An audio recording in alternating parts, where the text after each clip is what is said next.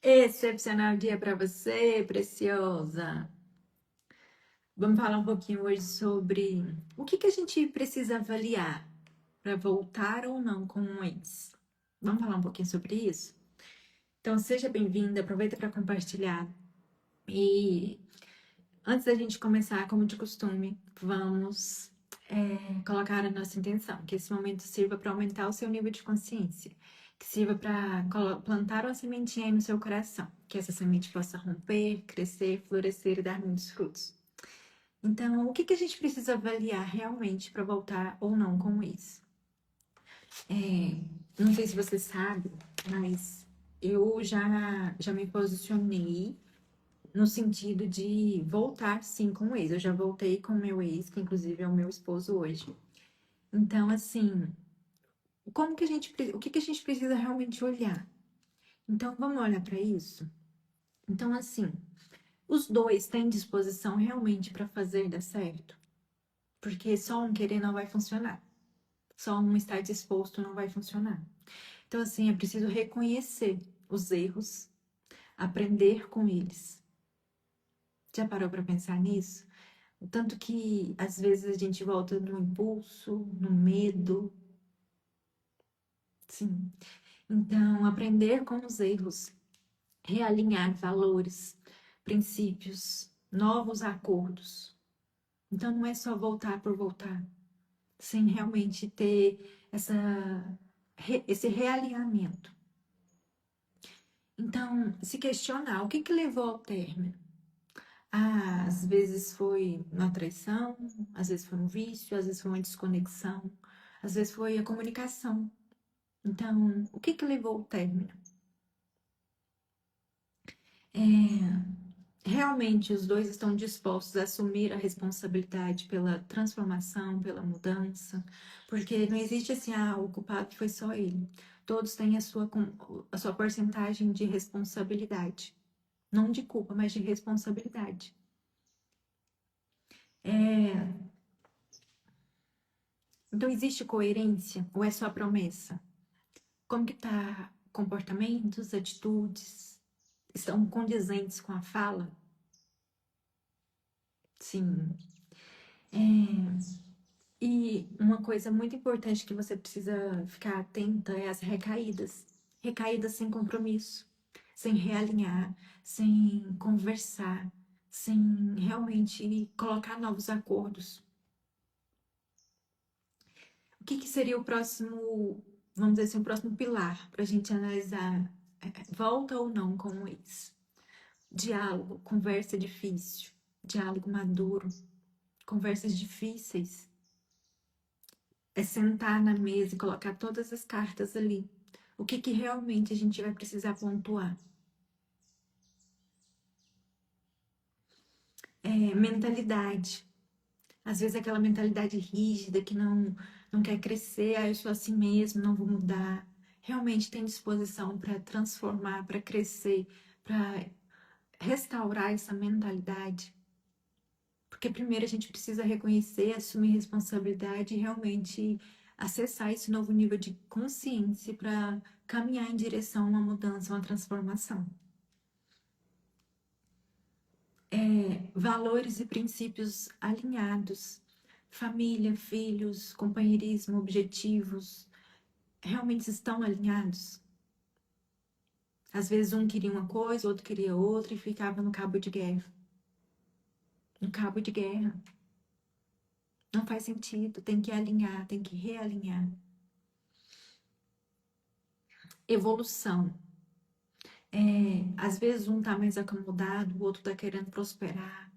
Então, assim, os dois estão dispostos a crescer juntos. Ou é mais do mesmo, ou os dois estão dispostos a viver o extraordinário juntos. É juntos, é companheirismo, é consciência. Você tem que entender o quê? Que às vezes você está sendo a mãe do parceiro, você está sendo a terapeuta do parceiro, às vezes você está sendo aquela pessoa que realmente sabe a receita certinha do que ele precisa fazer para mudar. Mas você está se esquecendo de se priorizar. esquecendo que você não pode mudar o outro, você pode mudar a si mesmo. Você pode mudar a si mesmo. Então, é ter essa consciência clara. Você realmente está disposta a conviver, a aceitar as limitações do outro? Ou não? Você está realmente se relacionando com a expectativa do que o outro pode se transformar?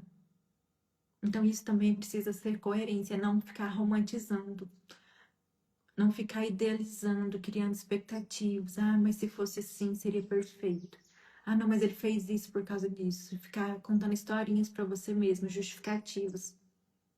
Então, assim, é olhar com clareza, com realmente com pezinho no chão para tomar essa decisão. E não tomar essa decisão de forma impulsiva, sem pensar no escuro. É ter consciência antes de decidir se realmente é esse caminho que você quer trilhar com essa pessoa.